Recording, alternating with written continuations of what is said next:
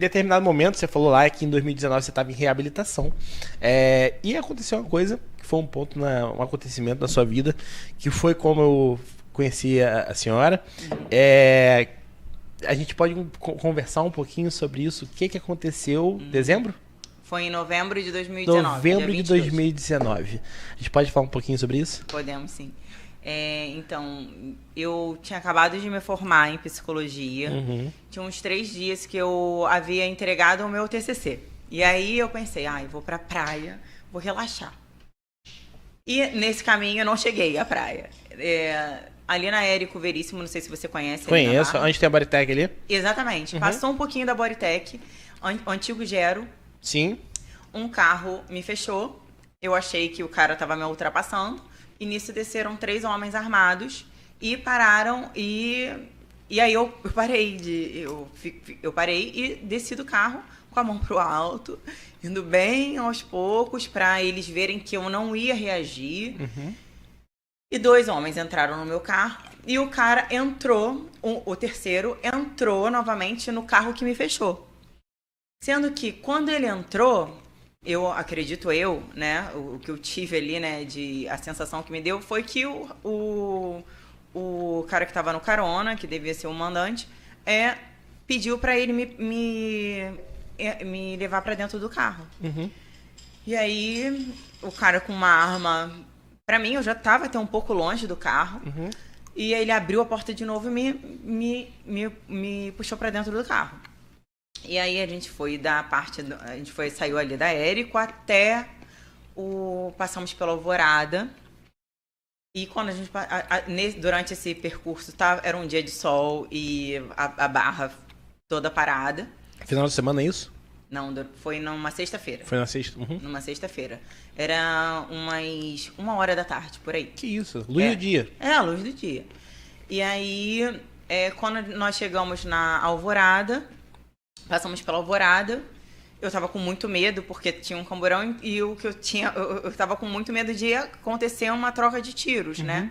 Passamos por esse camburão, eles falaram que iriam me liberar quando saísse da rota, né,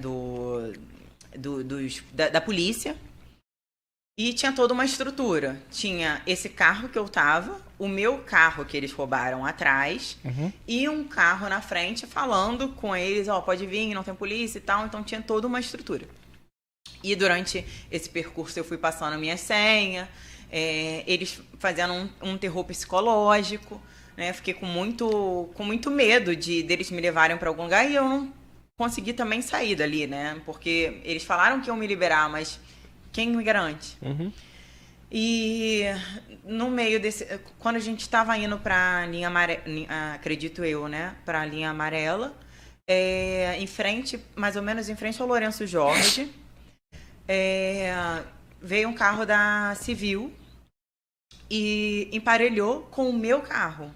Com o meu carro que estavam os dois homens. E esse carro que eu estava na frente, né? E aí, quando a Civil estava vindo, eles já ficaram em posição, eles já me colocaram pro meio e falaram, nem pense em pular. E me colocaram assim pro meio do banco. Tinha um homem armado, né, do meu lado, com a arma para trás. O carona com um fuzil virado para trás, então eu saí também da rota dele.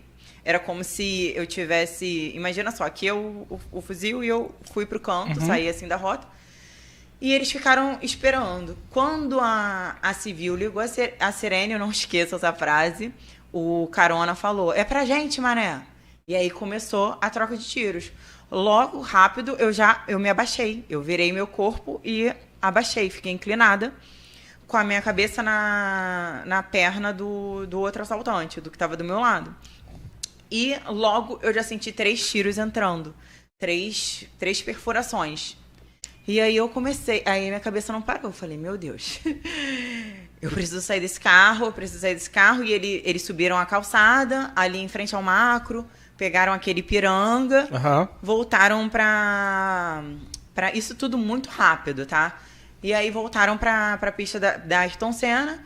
Quando eles voltaram, eu falei, eu preciso sair desse carro e fiz assim com o meu braço. Quando eu fiz assim com o meu braço, eu achei que eu tinha dado. Eu dei esse comando, mas o meu braço não mexeu. Quando eu vi, eu tava toda ensanguentada.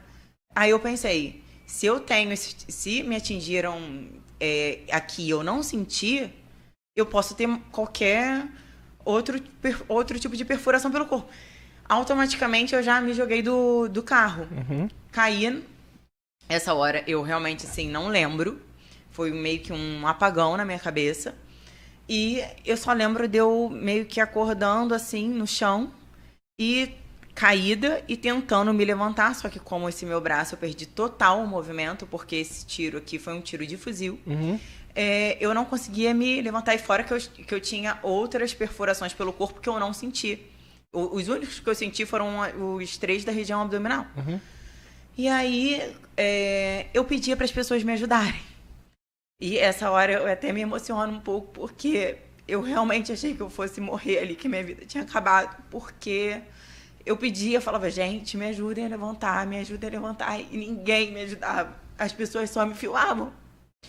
E isso denuncia o quanto que a nossa sociedade, ela tá adoecida, né? Porque você vê uma pessoa ali em sofrimento, totalmente ensanguentada, depois eu vim saber, eu tava com um tiro na cabeça, minha cabeça tava com sangue, meu braço tava com uma fratura exposta. Eu não conseguia levantar e as pessoas vinham me filmando e falavam assim, mas o que você estava fazendo naquele carro? Ou seja, não sei se passou pela cabeça de alguém que você era participante. Exatamente, que eu era participante e que eu havia me jogado, que as pessoas só me viram uma louca pulando do carro.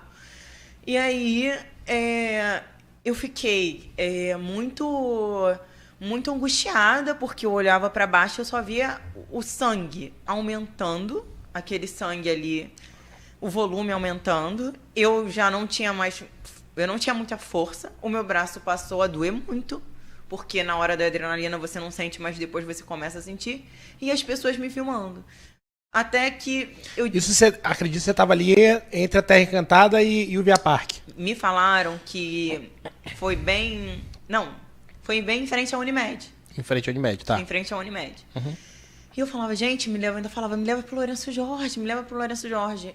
E um dos tiros foi no tórax, então eu tive pneumotórax, eu já não conseguia falar direito, né? Fora que eu perdi muito sangue, eu tava com uma sede. Era uma sede, assim, surreal. E eu pensava, Karina, você tá morrendo. A minha cabeça não parou 1 segundo. E eu pensava assim, você tá morrendo e você tá querendo beber água, que louca. Eu mesmo, olha aí a autocrítica, né? Presente na nossa vida, até nesses momentos. E eu... Chegou uma hora que eu falei, acabou pra mim. E eu simplesmente baixei minha cabeça. Nisso que eu baixei minha cabeça, veio uma mulher gritando pra todo mundo... Falando palavrão, parem de filmar, garota, vocês não são humanos, ajudem ela. E aí parece que todo mundo caiu em si, e aí ela mobilizou todo mundo pra me auxiliar. Então, aí ela falou, aí pediu para um cara tirar uma blusa, amarrou um torniquete no meu braço, ela perguntou se eu estava conseguindo levantar, eu disse que sim, mas na verdade na hora que foram me ajudar com a dor, era tudo, né? Foram 7 tiros no total, então assim, eu não tava dando conta de ficar em pé. E aí ela viu que eu ia cair, eu sou grande e ela é um pouco menor do que eu. E ela falou, porra, um bando de homem aqui, segura um do lado, segura um do outro. Aí me seguraram e aí todo mundo se mobilizou. E aí tava vindo uma ambulância, que não era pra mim, era porque mais à frente... um dos bandidos, até soube depois que ele morreu com um tiro na cabeça, então Amém. Ele havia sido atingido e a ambulância estava indo para socorrer ele. Então ela chegou e falou, negativo, ela é vítima, você vai levar ela agora. E aí me colocou na ambulância. Dentro da ambulância, eu falei, meu nome é Karina da Silva Pimentel Med. Eu tenho alergia de pirona, porque eu também ainda pensei, eu falei, nossa, se eles me derem de pirona aí, que acabou pra mim mesmo. E dei o número do telefone da minha casa, e aí eu tava meio que lá e meio cá. Lá que eu digo assim, a minha consciência já não tava mais 100%. Chegando no Lourenço Jorge, uma equipe médica já estava pronta para me receber, né? E vários médicos falaram, não, a gente vai dar licença, cortaram minha roupa, sabe? Assim, foi um atendimento assim, muito rápido e muito certeiro, né? E eles falaram, olha, nós estamos vendo aqui que você tem um tiro não sei se eles usaram tiro, tá? Mas é outro termo técnico, né? Mas você tá com um tiro na cabeça. E na hora eu falei, meu Deus, que eu não sabia que eu tinha tido atingido na minha cabeça. Pensei, e na hora que tirarem essa bala? Será que eu vou ficar com alguma sequela? Será que eu vou sobreviver? Então, assim, minha cabeça não... Era uma angústia, porque eu imaginava que a minha vida tinha acabado ali. Para mim, não acabou o meu tempo aqui. E na hora entramos para... Eles foram me avisando de todas as perfurações que eu tinha, que eu estava com uma hemorragia interna, que eu precisaria ir para cirurgia. Nesse meio tempo que os médicos estavam passando, eu não sei se foi uma médica, eu acredito que sim, entrou lá e falou algo com relação ao meu braço. E eu perguntei, eu falei, eu vou perder meu braço? Porque eu lembro que alguém chegou e falou assim, ela está consciente. Eu não lembro o que a profissional falou. Uhum. Mas eu lembro que falava assim, ela tá consciente, tipo, pra ela parar de falar. E aí ela falou, provavelmente sim. Então, na hora que eu entrei pra cirurgia, quando começaram a me anestesiar, eu fiquei muito relutante, porque eu pensei, se eu fechar meu olho agora... Eu não volto. Eu não volto mais. E aí eu acredito que uma enfermeira, não sei te dizer quem... falou, você acredita em Deus? Você tem fé?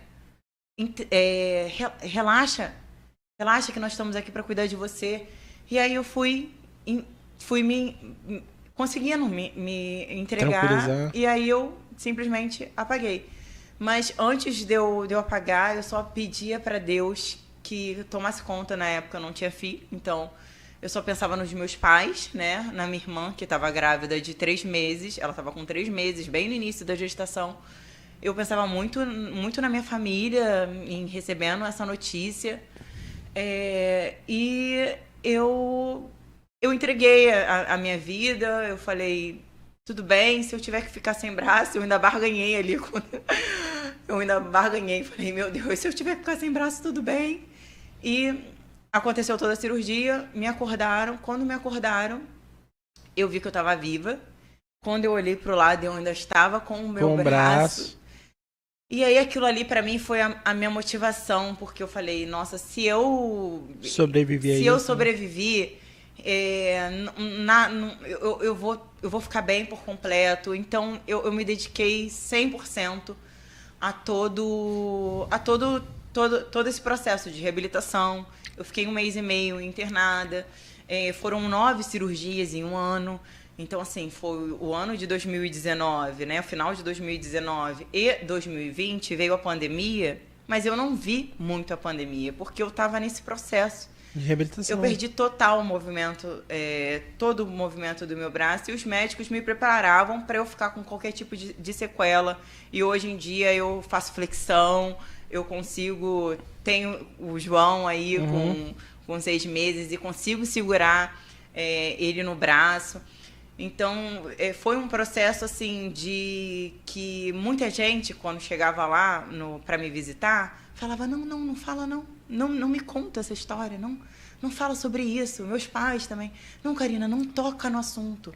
Aquela coisa assim, aconteceu, a fantasia de que se você não falar, aquilo ali não vai te incomodar, aquilo ali não vai vir à tona. Quando é o contrário.